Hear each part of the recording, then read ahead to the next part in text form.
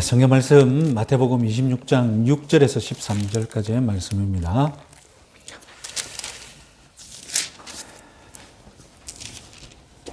마태복음 26장 6절에서 13절 우리 같이 읽겠습니다. 예수께서 베다니 나병 환자 시몬의 집에 계실 때에 한 여자가 매우 귀한 향유 한 옥합을 가지고 나와서 식사하시는 예수의 머리에 부으니 제자들이 보고 분개하여 이르되 무슨 의도로 이것을 허비하느냐? 이것을 비싼 값에 팔아 가난한 자들에게 줄 수 있었겠도다 하거늘 예수께서 아시고 그들에게 이르시되 너희가 어찌하여 이 여자를 괴롭게 하느냐? 그가 내게 좋은 일을 하였느니라. 가난한 자들은 항상 너희와 함께 있거니와 나는 항상 함께 있지 아니하니라. 이 여자가 내 몸에 이 향유를 부은 것은 내 장례를 위하여 함이니라. 내가 진실로 너희에게 이르노니 온 천하에 어디서든지 이 복음이 전파되는 곳에서는 이 여자가 행한 일도 말하여 그를 기억하리라 하시니라. 아멘. 마태복음 25장에서 감람산 설교를 마침과 동시에 예수님은 이 가르치시는 공생의 사역을 완전히 끝내셨습니다. 이제 26장부터는 본격적으로 십자가를 준비하십니다. 순환 이야기가 시작된 것입니다. 예수님께 제자들 외에 은혜를 입은 자들이 예수님과 마지막 교제의 시간을 가지고자 합니다. 그 이야기가 바로 오늘 이야기입니다. 마태, 마가, 요한 세 복음서가 이 이야기를 공통적으로 기록했지만 누가복음만은 생략했습니다. 그 이유는 파워포인트를 보시면 갈릴리에서 예수님 공생의 초기에 갈릴리에서 바리새인 시몬의 집에서 죄 많은 여인이 향유를 부은 사건을 이미 기록해 두었기 때문입니다. 이 누가복음의 이 사건은 오늘 본문의 사건과 시간과 장소가 다른 별개의 사건이지만 향유를 붓는다는 점에서 성격이 유사합니다. 그래서 이 복음서 저자는 다른 복음서에 없는 이 사건을 기록하고 다른 복음서에 있는 기록된 것은 그냥 생략한 것입니다. 이렇게 믿지 않는다면, 이렇게 해석하지 않는다면 누가복음에 있는 이 이야기는 누가가 잘못 알고 기록했다고 단정 짓는 수밖에 없습니다. 두 가지로 해석할 수 있는데 어느 것을 해석하느냐가 중요하겠죠. 자, 장소는 베다니입니다. 이 고난주간 초반에 예수님은 베다니에서 예루살렘으로 출퇴근하셨습니다. 정확한 장소는 나병 환자 시몬의 집입니다. 그는 이 베다니에서 나병 환자로 유명한 사람입니다. 필시 이미 나병을 예수님으로부터 고침받은 그런 은혜를 이미 체험한 사람입니다. 그에 감사해서 예수님 일행을 초청한 것입니다. 아마도 마태복음 8장에서 고침받은 그 나병 환자와 연결시키고 싶은 사람들이 있어요. 그래서 혹시 그 사람이 아닐까? 그렇게 추측은 할 수 있겠죠.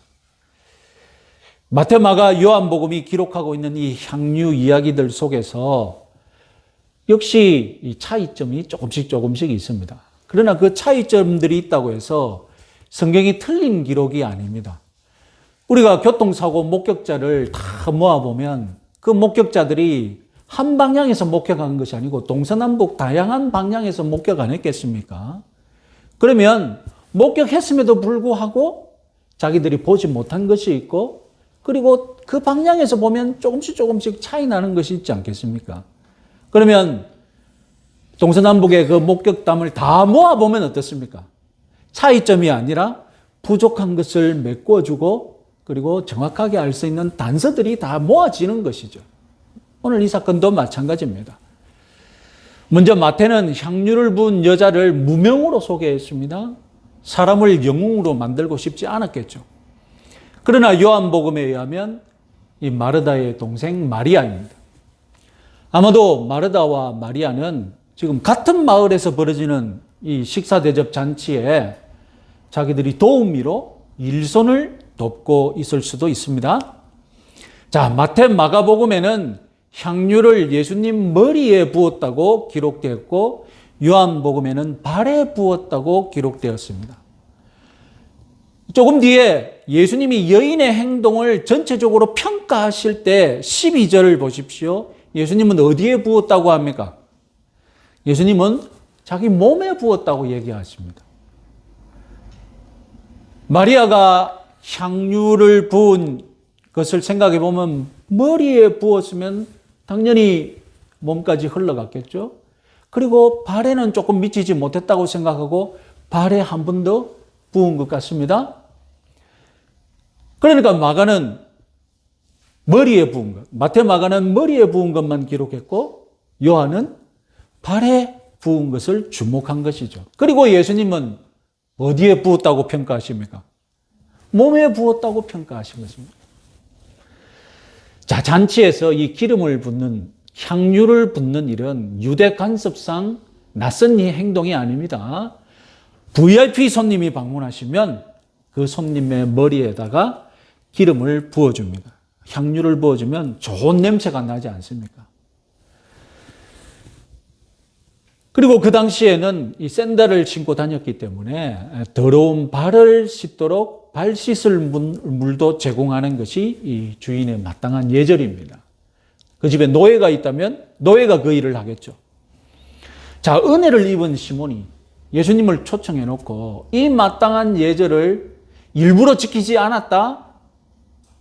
그럴 일은 없을 것입니다. 만약 마리아의 행동이 아무도 몰랐다면,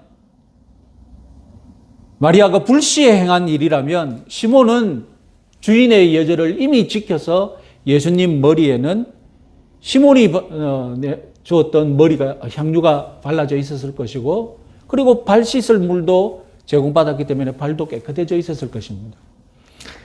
그 위에다가 마리아가 향유를 부었겠죠. 그러나 이렇게 생각할 수도 있습니다.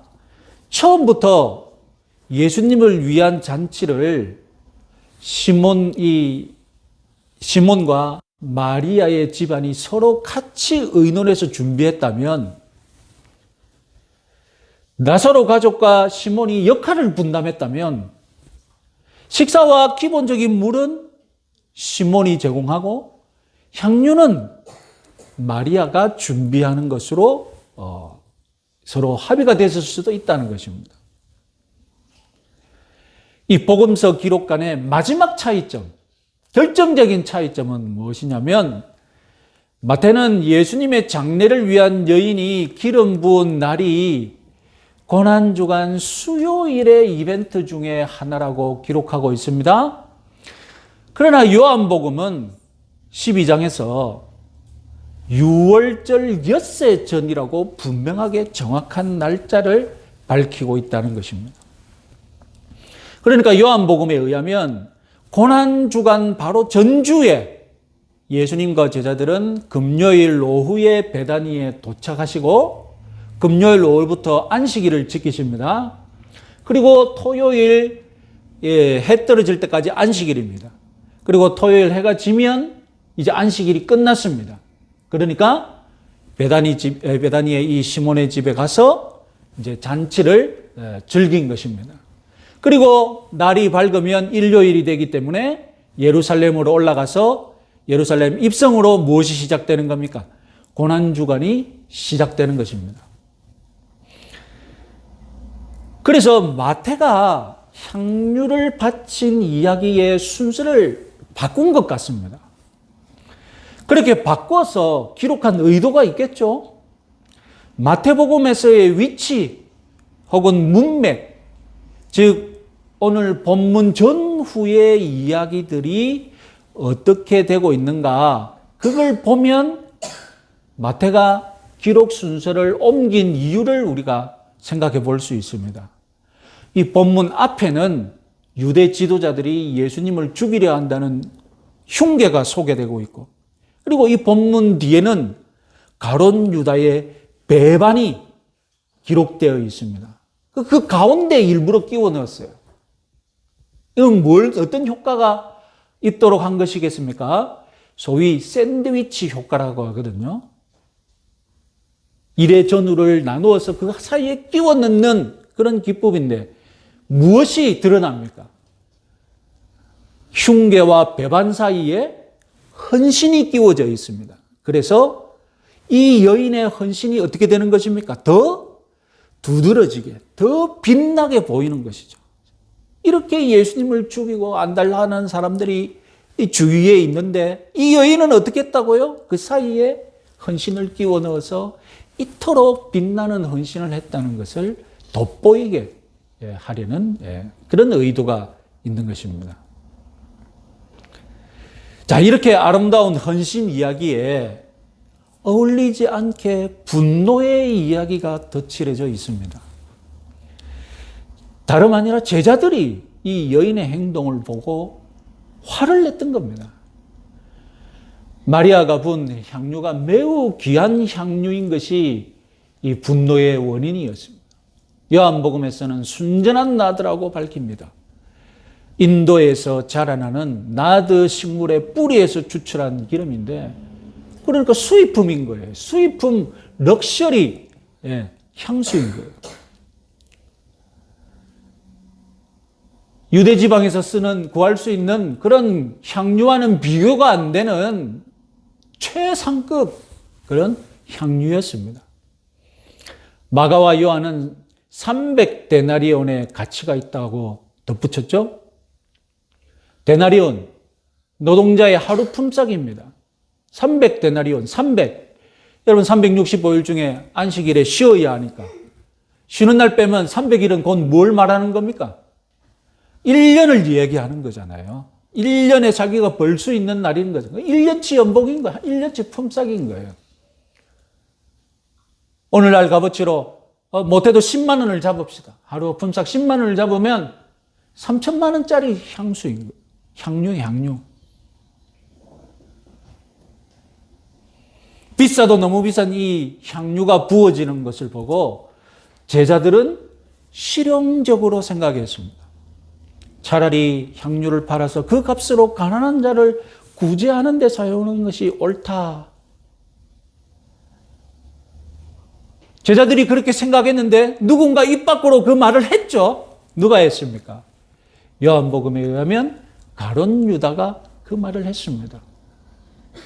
지난 시간에 가룟 유다에 관해서 강해드리면서 이 향유 붓는 사건과 유다의 배반이 어떤 관계가 있는지 말씀드렸습니다. 오늘 더 이상 언급하지 않겠습니다. 마태도 언급하고 있지 않기 때문에. 지난 시간에 뭐였는지 기억나지 않으시면 유튜브에서 한 번 더 들어보시기 바랍니다. 여러분들 조회수가 형편없더라고요. 여러분 안 보시는 것 같아. 한 번 더 안 듣는 것 같아. 한 번만 더 들으면 모든 것을 통달할 수 있는데. 꼭 한 번 더 들어보시기 바랍니다. 자, 어쨌든 이 실용적인 제자들의 눈에는 향유를 붓는 이 이벤트, 낭비라는 겁니다. 낭비. 사실 제자들이 그렇게 실용적으로 생각하는 것 일리가 있죠. 왜냐하면 가난한 자를 보호하는 것, 그건 예수님이 가르쳐 주신 것이니까. 마태복음 19장에서 예수님을 찾아온 부자에게 예수님이 뭐라고 하셨습니까? 네 재산 다 팔아 가난한 자들에게 주라. 그리고 지금 수요일인데, 본문상의 날짜는 수요일인데 어제 화요일 저녁에 감난산 설교를 마칠 때쯤 양과 염소의 비유 설교를 하셨는데, 양 같은 착한 신자들 특징이 무엇입니까? 가난한 자들을 돌아보는 것이요. 염소 같은 악한 신자들, 가난한 자를 돌보지 않는 신자들. 예수님이 이렇게 반복적으로 가난한 자를 생각으로 가르치셨으니까 제자들이 이렇게 생각한 것, 당연하고 일리가 있는 면입니다.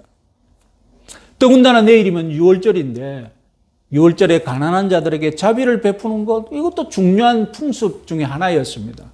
그래서 경건한 유대인이라면 거리의 가난한 자들을 자기 집으로 초청해서 6월절 만찬을 같이 나누는 것, 이것도 유대인들이 유월절을 지키는 아주 아름다운 풍습 중에 하나입니다. 그래서 요한복음에서 최후의 만찬에서 가룟 유다가 뛰쳐나가는 것을 보고 제자들이 뭐라고 생각했습니까? 제자들이 왜 뛰쳐나간다고 생각했습니까? 아, 가난한 자들에게 뭐 나눠주려고 나가는 것 같다. 그렇게 생각했지 않습니까?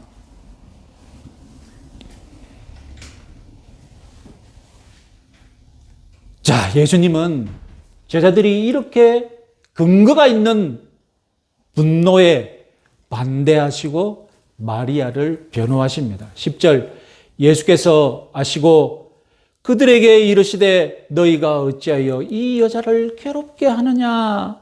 그가 내게 좋은 일을 하였느니라. 너희 눈에는 낭비이지만 내 눈에는 좋은 일이다. 이렇게 말씀하시는 것입니다. 그리고 이 일이 왜 좋은 일인지, 낭비가 아니고 왜 좋은 일인지 두 가지 이유를 덧붙였습니다. 그 첫 번째 이유가 11절입니다. 우리 같이 한번 읽어보겠습니다. 가난한 자들은 항상 너희와 함께 있거니와 나는 항상 함께 있지 아니하니라. 지금 예수님이 지상에서 살 날이 이제 며칠 안 남았습니다. 그래서 예수님에게 관심을 쏟아야 할 때인데 지금 제자들은 언제나 만날 수 있는 사람, 언제든지 관심을 쏟을 수 있는 그런 이슈에 관심을 두고 있다는 것입니다. 지금 아니면 다시는 기회가 없는 사람, 그런 이슈에 관심을 가지라는 겁니다. 바로 내일 모레 6월절에 죽으실 예수님 자신이 바로 지금 제자들이 관심을 두어야 할 대상인 것입니다. 마리아야말로 지금 올바른 관심 대상을 정하여서 지금 온전히 헌신하고 있다는 것입니다.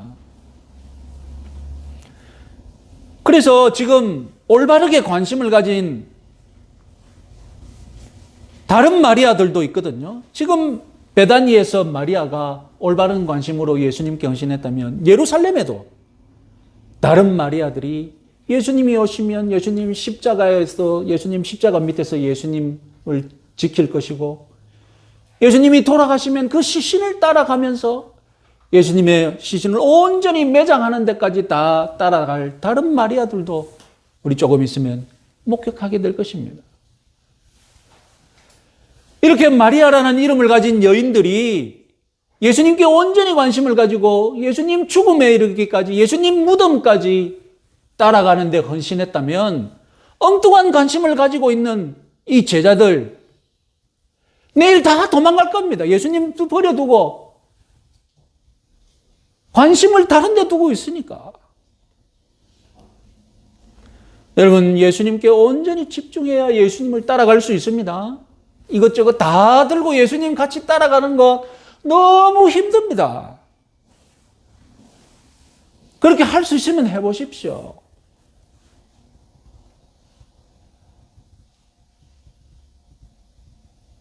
오늘도 저와 여러분, 우리도 우리 눈에 보이는 이웃, 우리 눈에 보이는 내 교우들, 여기에 관심을 쏟기 쉽고 눈에 보이지 않는 하나님, 눈에 보이지 않는 주님 관심을 쏟기 힘듭니다. 어쩔 수 없어요. 우리 육신을 가진 저와 여러분들 한계입니다. 그래서 신앙생활, 교회생활 할 때도 무엇인가 막 생각은 하나님 중심, 하나님 보고 교회 다녀야지 이렇게 생각하면서도 항상 내가 고민하는 건 뭡니까? 사람과의 관계. 사람 때문에. 사람 중심으로. 항상 사람 중심으로 신앙생활을 하는 거예요.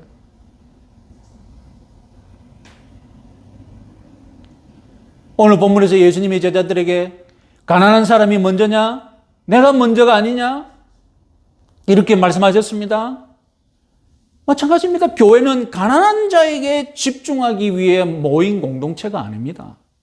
가난한 자에게 집중하려면 어디에 가야 되겠습니까? 복지단체에 가서 거기에서 헌신하면 되는 거죠. 우리는 예수님께 집중하기 위해 모인 공동체입니다. 그럼 가난한 자의 복지를 무시하느냐? 무시해도 되느냐? 그것도 아니죠. 우리는 예수님께 집중하기 위해. 그리고 예수님께 집중한 결과, 내가 예수님께 온전히 집중했다면 그 결과로 가난한 자에게 복지를 베풀고 실천하게 됩니다. 여러분, 마태복음 22장에서 첫째 되는 계명에 제가 대해서 말씀하는 거 기억납니까? 첫째 되는 계명 무엇입니까? 하나님 사랑. 둘째는 무엇입니까? 둘째는 그와 같으니 이웃 사랑이라고 했지 않습니까? 그와 같다는 말이 무슨 뜻이라고 했습니까? 네? 둘째는 그와 같으니, 그와 같으니는 뭐라고 했습니까? 첫째와 같다 말입니다. 하나님 사랑과 이웃 사랑은 같은 무게의 계명이다라는 것입니다. 그런데 왜 첫째, 둘째 굳이 나눴습니까? 네? 그런데 왜 굳이 첫째, 둘째로 나눕니까? 우선순위를 우리가 굳이 따지자면 하나님 사랑이 먼저고 다음 이웃 사랑이라는 것입니다. 그래서 하나님 사랑을 열심히 하면 하나님 사랑이 곧 무엇이기 때문에? 이웃 사랑이기 때문에 이웃을 사랑하게 된다는 것입니다. 그래서 이웃 사랑하지 않는 사랑은 곧 무엇은 사랑이라는 것을 증명합니까? 이웃을 사랑하지 않는 사랑은 하나님 사랑이 아닌 것을 증명하는 거죠.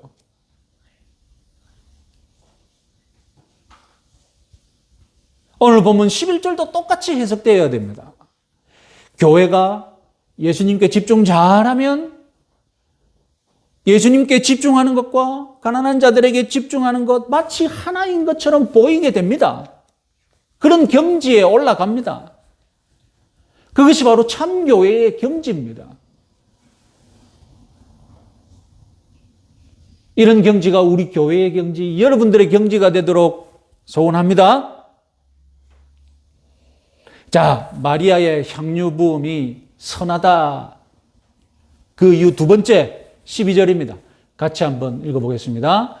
이 여자가 내 몸에 이 향유를 부은 것은 내 장례를 위하여 함이니라. 여러분, 이 말씀을 이해하려면 고대 유대 민족이 향유 붓는 이벤트를 어떤 의미로 사용했는지 알아야 합니다. 여러분, 설교를 시작하면서 귀한 손님을 환영하는 의미로 향유를 손님에게 붓는다고 했죠? 구약 성경을 보면 왕이나 제사장을 세울 때 향유를 부었습니다. 왜 귀한 분들에게 이렇게 향유를 부을까요? 생각해 보면 고대인들은 다 냄새나는 사회였습니다. 냄새가 안 좋잖아요. 그분들이 맨날 샤워를 하겠습니까? 옷을 자주 빨아 입겠습니까? 고대인들이 다 냄새나는 사회에 그 냄새에 다 익숙해져 있는데 두드러지게 보이고 싶으면 어떻게 하면 됩니까? 네? 그분을 두드러지게 보이고 싶으면 가장 좋은 방법이 무엇입니까? 좋은 냄새 나는 존재로 만들면 되는 거거든요. 그래서 향유를 부으면 그 사람에게서 오랫동안 좋은 냄새가 나잖아요. 이 사람은 특별하다. 이 사람은 두드러진 분이다. 그래서 향유를 VIP에게 붓는 겁니다.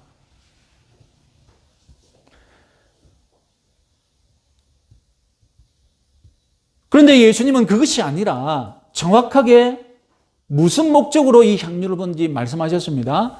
내 장례를 위하여 함이니라.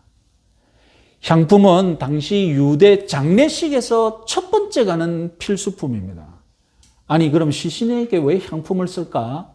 우리 풍습에서는 잘 이해가 안 됩니다. 왜냐하면 매장해가지고 우리는 이 뭐라고 합니까? 봉분한다고 합니까? 하여튼 이렇게 분을 만들잖아요. 두껍게 만들잖아요. 그러니까 왜 이렇게 향품을 넣는지 이해가 안 되는 거예요. 그러나 팔레스타인의 이 매장 풍습은 땅을 파서 묻는 것이 아니라 돌무덤 안에 돌무덤을 만들어서 그 안에 안치하는 거거든요. 이런 장례는 안치하는 때에 이 매장하는 사람들이 어떻게 되겠습니까? 시신이 썩어가는 것을 그대로 냄새를 맡을 수밖에 없죠. 그래서 염을 할 때나 안치할 때 그 시신과 함께 향품을 잔뜩 같이 넣어두는 겁니다.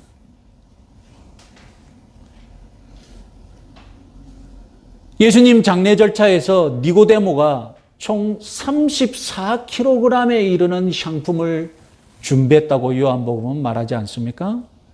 부활절 새벽에도 그 또 다른 마리아들도 무엇을 먼저 챙겼습니까? 향품을 먼저 챙기셨어요.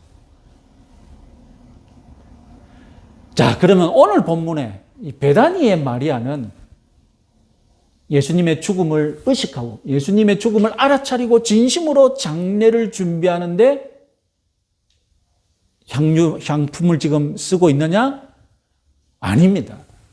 마리아는 지금 모르고 했지만 예수님이 그렇게 받아들여 주신 것입니다. 조금 전 26장 1절 2절에서 6월절에 죽어야 한다고 말씀하셨지 않습니까? 그런데 향유를 바르는 것은 여러 가지 의미가 있지만 장례 절차에서 가장 중요한 절차이기도 하거든요.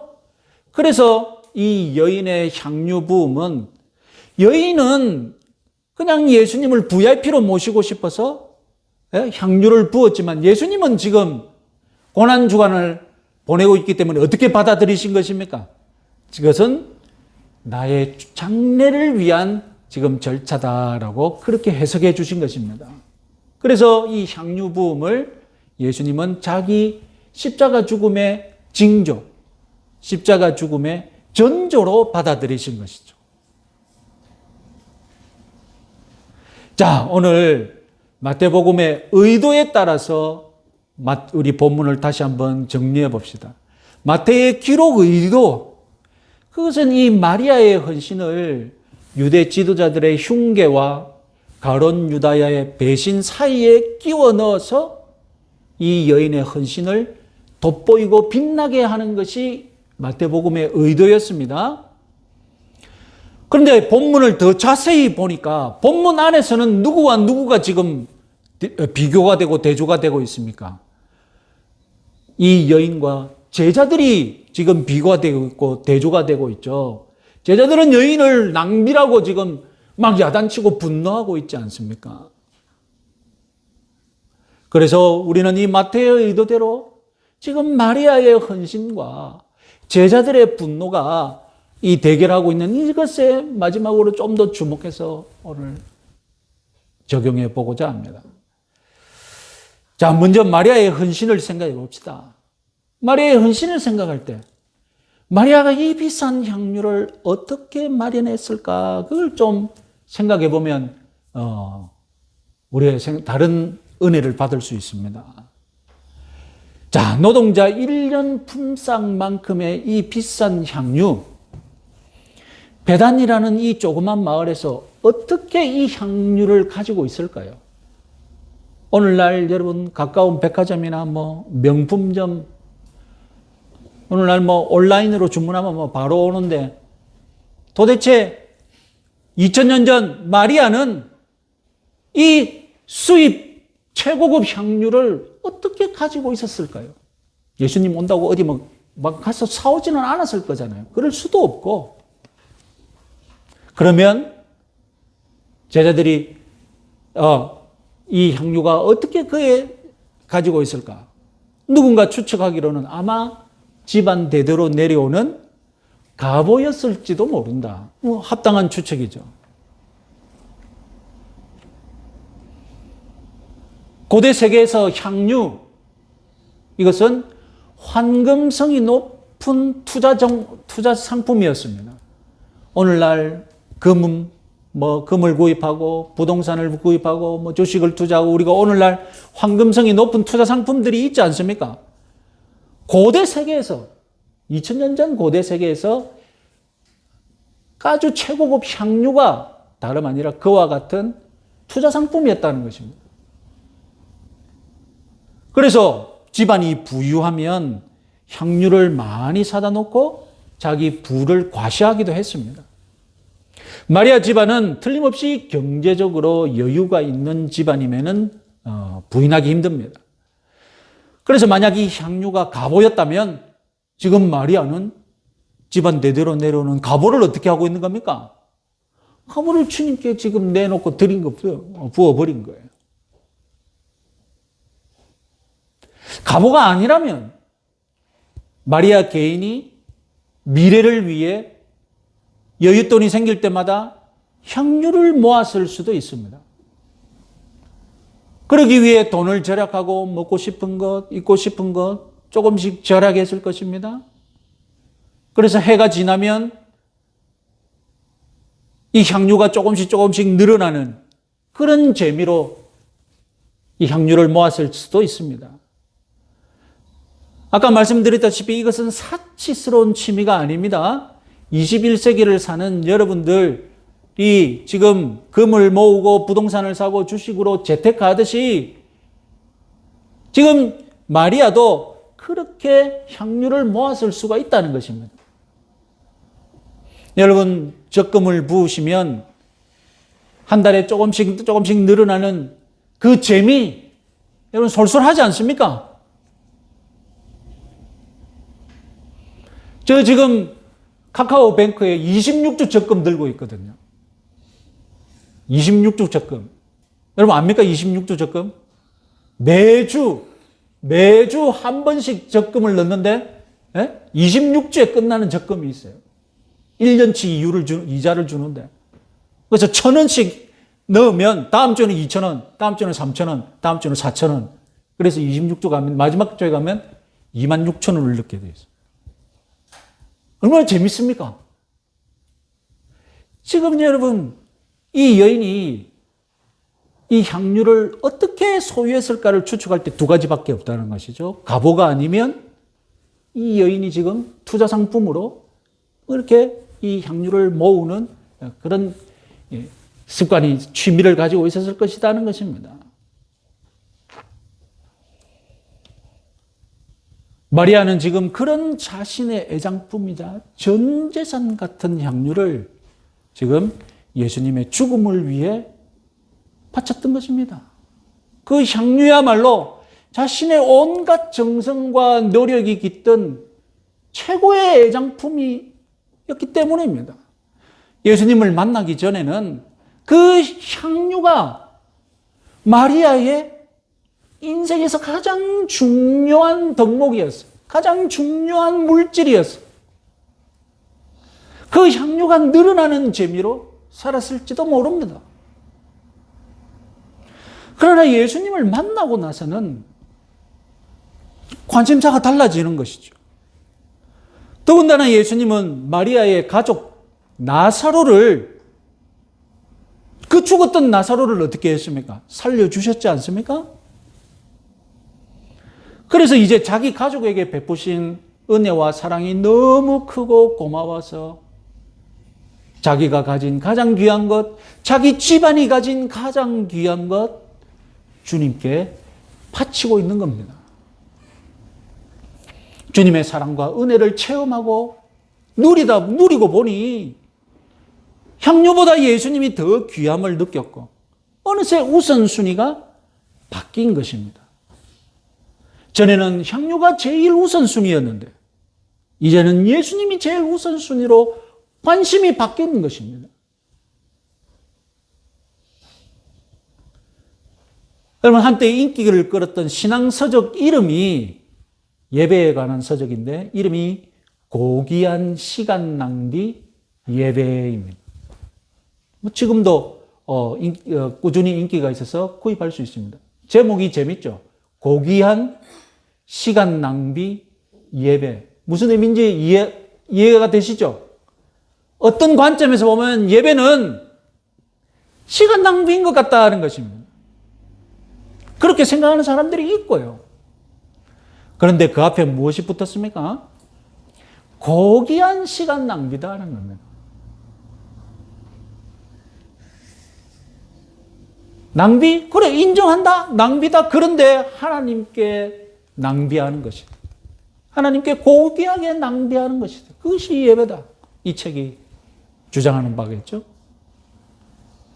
지금 제자들은 마리아의 향유 부음을 낭비다라고 분노하고 있습니다. 예수님은 그래, 낭비다. 하나님께 낭비하는 것이다. 거룩한 낭비다.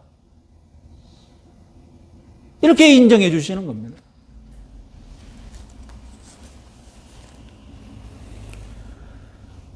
이렇게 주님의 은혜에 감사하여서 가장 귀한 것을 아낌없이 드리는 마리아. 오늘 본문은 이 장면을 보고 화를 내는 제자들의 태도를 또한 비교하고 있습니다. 얼마나 대조적입니까? 진정으로 은혜를 입고 그 마음에 주님을 사랑하는 믿음이 충만한 자, 그 사람은 가장 귀한 것으로 섬기는데 주저하지 않습니다. 그러나 돈을 더 사랑하고 자기 소유를 꼭 잡고 있는 사람은 그렇게 주님께 귀한 것을 드리는 것을 보면 왜 저렇게 낭비해? 아깝다고 막 난리를 나고 비난하는 겁니다. 그 마음의 본심은 무엇입니까? 질투입니다. 질투. 아니 나는 안 하는데 왜 지가 해? 못해도 다 같이 못해야죠. 안 하면 다 같이 안 해야죠. 그런데 왜 지가 해? 질투가 나는 거예요. 그러니까 거룩한 명분을 덧대어서 비난하는 겁니다. 왜 낭비해? 그것을 다른 데 쓰면 더 좋은 일 할 수 있는데.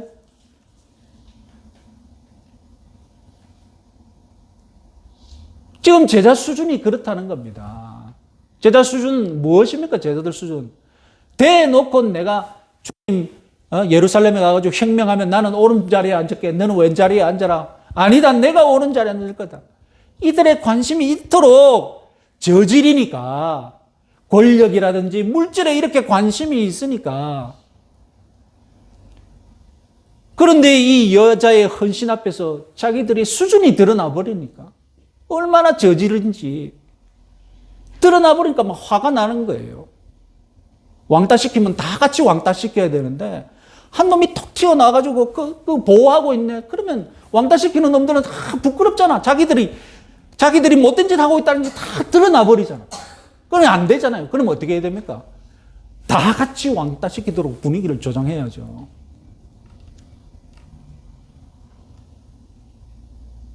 지금 제자들이 하는 일이 그 일이라는 것이에요.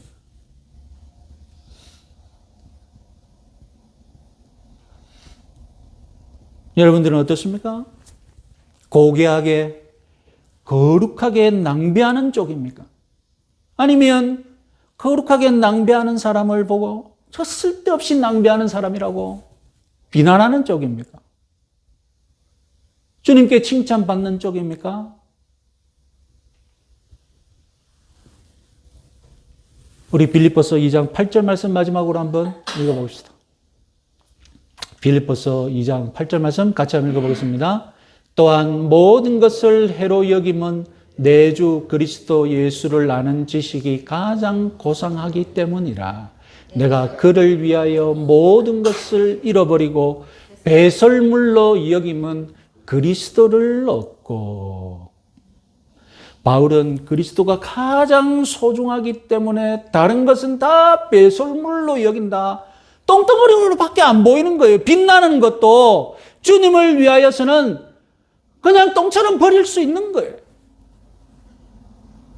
오늘 본문에 최고급 향유를 거룩하게 낭비한 마리아가 바로 이와 같이 행동했던 겁니다.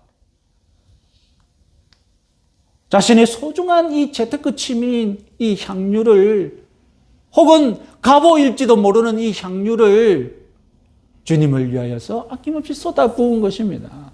예수님이 가장 귀하니까요. 감사하니까요. 이와 같은 마리아의 헌신을 본받으시는 저와 여러분들 오늘 한 주간 승리하며 살아가길 바랍니다.